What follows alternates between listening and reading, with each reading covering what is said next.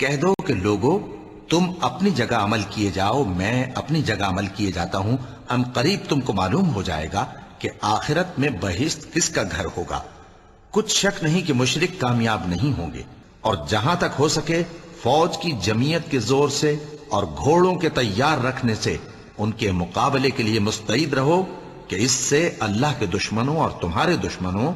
اور ان کے سوا اور لوگوں پر جن کو تم نہیں جانتے اور اللہ جانتا ہے ہیبت بیٹھی رہے گی، اور تم جو کچھ اللہ کی راہ میں خرچ کرو گے اس کا ثواب تم کو پورا پورا دیا جائے گا اور تمہارا ذرا نقصان نہ کیا جائے گا۔ اس کے آگے اور پیچھے اللہ کے چوکیدار ہیں جو اللہ کے حکم سے اس کی نگرانی کرتے ہیں۔